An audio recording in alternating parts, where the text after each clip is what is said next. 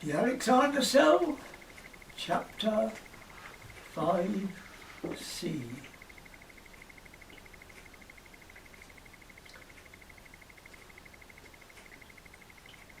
Oh shit, I thought, as I knew the tangled mass of rusty pipes that I would encounter at any land location.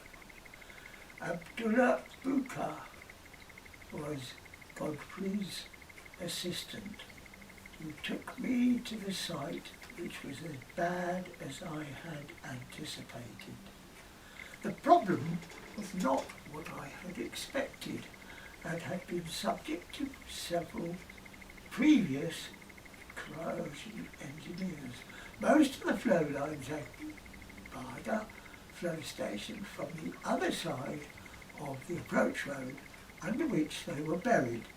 This road showed many signs of excavations, and Abdullah told me that leaks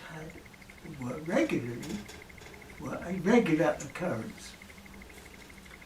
He also said that my predecessor had installed sacrificial anodes, but the leaks had continued.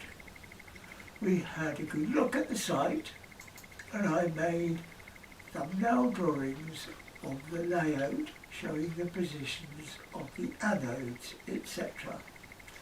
I took voltage readings which showed that all of the pipes under the road were theoretically protected by sacrificial anodes. Back at the office I drew a circuit diagram on a copy of the pipeline layout in the area.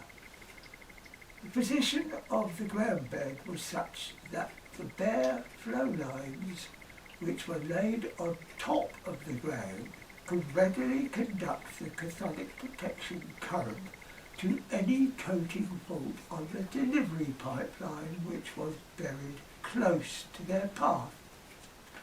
The delivery pipeline, which was connected to the cathodic protection system, crossed the road close to the flow line crossing. The reason why the sacrificial anodes had not worked was clearly due to their position. I relocated them in position close to the delivery pipeline and connected all of the flow lines together so that the stray current could pass through the sacrificial anodes without causing damage to the pipeline. The system worked, and then there were no more leaks at this site, but the voltages on some of the flow lines were well below the recommended to achieve cathodic protection. This is important because of the investigation that I have done recently on the Nord Stream pipeline leaks that were due to stray current accelerated corrosion. I started to investigate the nature of voltage readings and organised 30 trial holes to be excavated at locations of particular significance based on the readings in the records. I chose points at which the pipelines had been in position for many years, and the records showed that it had either consistently met the criteria or had consistently unprotected. I reasoned that the pipeline should either be in very good condition or in very bad condition. Nobody else has done this sort of investigation. We needed to find coating faults to ensure that the pipeline had been subjected to backfill. We went out with Pearson survey equipment which seemed to be faulty, but in fact turned out to be perfectly correct.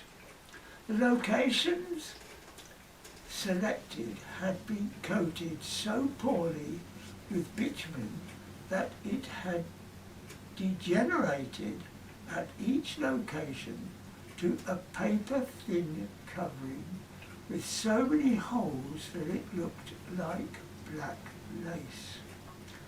This is the origin of DCVG, which will be subject to further descriptions later on in this course.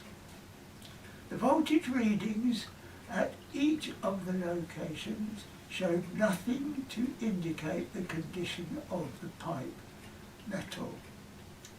Remembering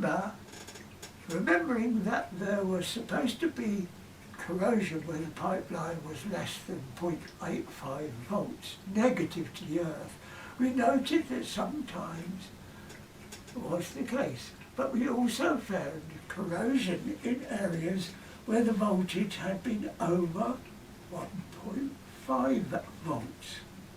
Well, we also found no corrosion on pipes that had been buried for over 10 years in a corrosion environment where the record showed consistent readings below 0.5 volts, that's 500 millivolts.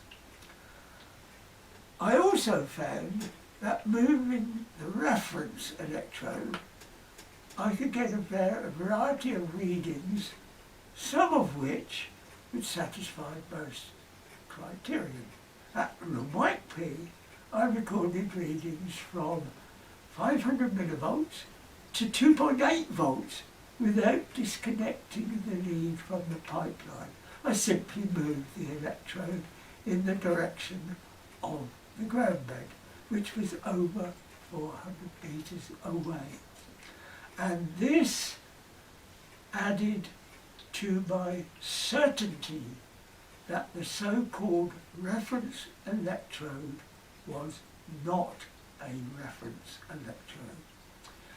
Since I had not changed the position of the connection in the pipeline to the pipeline or to the cathodic protection adjustment, the only thing that had changed was on that side of the meter which the electrode was attached. But I had been assured the electrode used as a standard reference potential and taken this to mean that it did not alter. The books and experts said that the voltage on the meter was the pipeline potential compared to the potential of the standard reference electrode, which had a stable reaction of internationally recognized value. I did not dispute this, but something was clearly wrong with the system. I found that I could go to most locations and achieve a voltage that would satisfy the criterion by simply moving the electrode. The instructions for taking the measurements said that the electrode should be placed over the top of the pipeline, but in some cases there was half a metre of cover. In other places there was over 3 metres of cover. I also discovered that if the coating was good, the presence of the pipeline made no difference whatsoever to the readings. The voltages seemed to vary independently of the pipeline, and I even found that they would fluctuate at some locations. Even when I switched the cathodic protection off, the voltages would vary, but would be at a lower plane. The cathodic protection seemed to shift the potential of the whole pipeline and alter the magnitude of earth potentials. I was then able to relate some of the voltages to coating faults and reasoned that there were potential variations in the ground itself due to cathodic protection current passing from the transformer referee. Whoops, sorry. There were variations in the ground itself due to current passing from the transformer rectifier to the coating fault. Experiments confirmed that this was the case, and I found that the voltage reduced to, so let's cut it. Cut.